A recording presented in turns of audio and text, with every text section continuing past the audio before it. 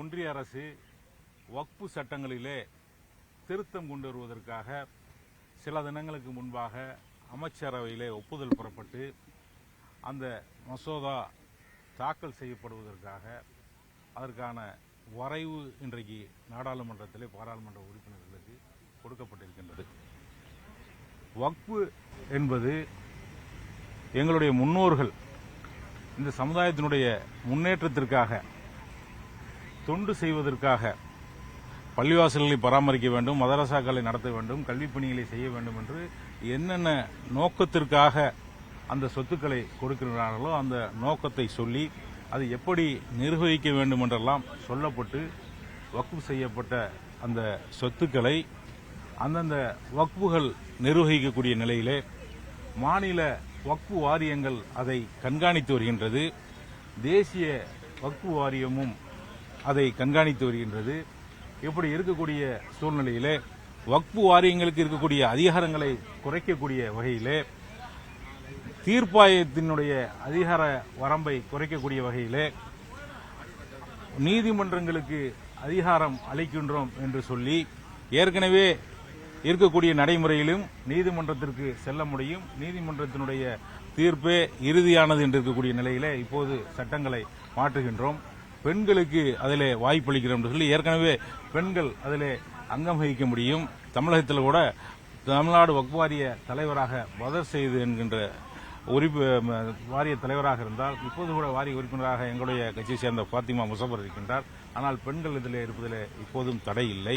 இவருடைய நோக்கம் ஏற்கனவே ஆக்கிரமிக்கப்பட்டிருக்கக்கூடிய சொத்துக்களை ஆக்கிரமிப்பாளர்களிடம் ஒப்படைப்பதற்காக இப்படி ஒரு சட்டத்தை கொண்டு வருகின்றார்கள்.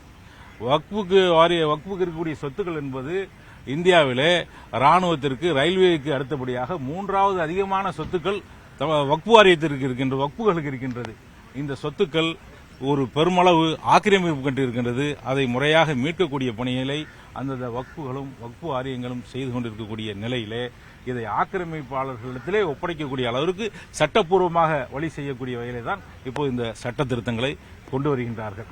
400 ஆண்டுகள் 300 ஆண்டுகள் பயன்படுத்தி வந்த சொத்துக்களுக்கெல்லாம் முறையாக ஆவணங்கள் இல்லை என்றால் அதை மாவட்ட ஆட்சியருடைய விசாரணைக்கு உட்படுத்தி மாவட்ட ஆட்சியருடைய முடிவின்படி நடவடிக்கை எடுக்க முடியும் என்று சொல்கின்றார்கள். இதில் 300-400 ஆண்டுகளாக பயன்படுத்தப்பட்டிருக்கின்ற பள்ளி இறை இல்லங்களாக இருக்கட்டும், அதை சார்ந்த மற்ற சொத்துக்களாக இருக்கட்டும், அதெல்லாம் வக்ஃபுக்கு சொந்தமானது.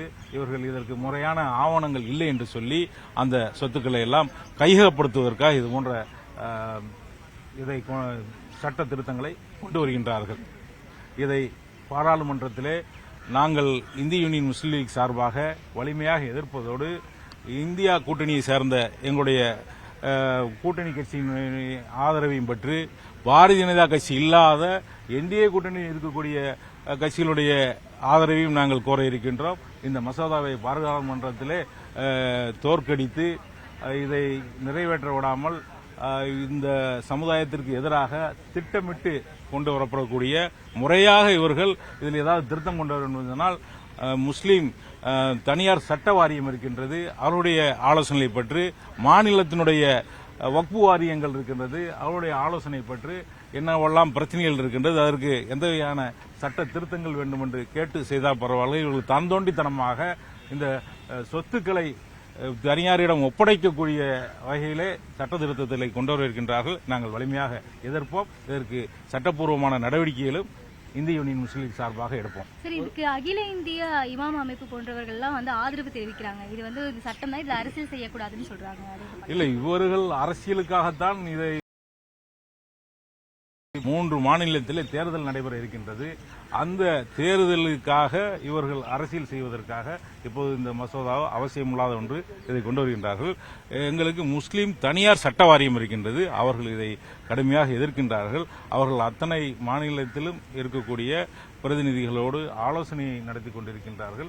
ஒவ்வொரு அரசியல் பாராளுமன்றத்தில் அங்கம் வகிக்கக்கூடிய ஒவ்வொரு அரசியல் கட்சிகளையும் தொடர்பு கொண்டு இதில் இருக்கக்கூடிய பாதகங்களை எடுத்து சொல்லிக் கொண்டிருக்கின்றனர். நாளை இது தாக்கலாக இருக்கிறது, நாடாளுமன்றத்தில் எதிர்ப்பு தெரிவிப்பீங்க. இது நாடு முழுவதும் எப்படி எதிரொலிக்க போகிறது? இல்ல அமைப்புகள்ல என்ன திட்டமிட்டிருக்காங்க? நிச்சயமாக உங்களுக்கு எல்லாம் தெரியும், பாராளுமன்றத்திலே நாளை தாக்கல் செய்து அந்த மசோதா விவாதத்துக்கு வருகின்ற போது இதற்கு எதிராக எதிர்க்கட்சிகள் எல்லாம் நாங்கள் எங்களுடைய எதிர்ப்பை பதிவு செய்வோம்.